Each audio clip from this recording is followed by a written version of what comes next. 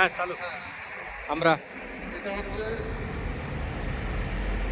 পনির বাড়ি, হ্যাঁ। আর এটা হচ্ছে মসজিদের আসর, তাদের ডান পাশে মসজিদের আসর। হুজুর সাল্লাল্লাহু আলাইহি সাল্লাম এইখানে অবস্থান করতেন। এখানে অবস্থান করার পর হ্যাঁ, কাফের মুশরিকরা উপর থেকে একটি পাথর দিয়ে নবীজিকে হত্যা করার চেষ্টা করেন। যে পাথরটা এখনো পড়ে আছে, ঠিক আপনারা দেখতে পাবেন উপরে একদম পাথর একটা দেওয়া আছে, ওই উপরে একদম, হ্যাঁ বাইরে আছে একদম উপরে। ওই পাথরটা ফেলে হ্যাঁ নবীজিকে হত্যা করার জন্য চেষ্টা করেন।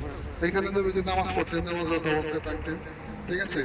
তো কাফের মুশরিকদের পাথরটা আসার জন্য ওইখানে একটা ছোট্ট পাথর ওইটাকে আটকে রাখছে আল্লাহ তাআলার বিশেষ কুদরতে। আল্লাহ তাআলার বিশেষ কুদরতে ওই পাথরটাকে আল্লাহ তাআলা আটকে দেন। কাফেররা নবীজিকে হত্যা করতে পারে না, আল্লাহর হুকুমে পাথরটা আটকে দেন। আর এখানে তাইফে থাকা অবস্থায় নবীজি এখানে অবস্থান করতেন। এখানেই বলা হয় মসজিদের আসর। ঠিক তারই পাশে এইখানে হচ্ছে এই যে বুড়ির বাড়ি, বুড়ি যেখানে কাটা দিতেন।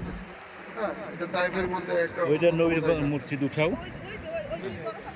বড় পাথরটা একদম আমাদের এখান থেকে শিক্ষা নিতে হবে যে যে কাউকে ইনসাল্ট করা উচিত না।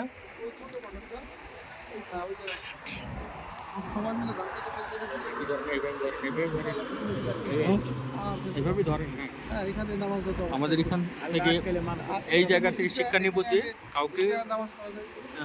উপেক্ষা করা, মানে কাউকে don't insult anybody, don't hurt anybody, don't harm anybody, don't hurt anybody. Thank you very much.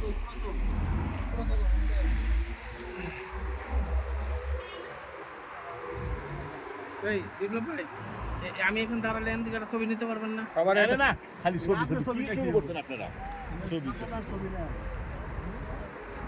আপনারা যেই পরিমাণ নেকি কামাই গুনাহ হইতেছে, তাই কি প্রয়োজন বলেন? তুমি আবার আরে না, এটা তো আমরা খারাপ। চলেন, আসো। পরবর্তী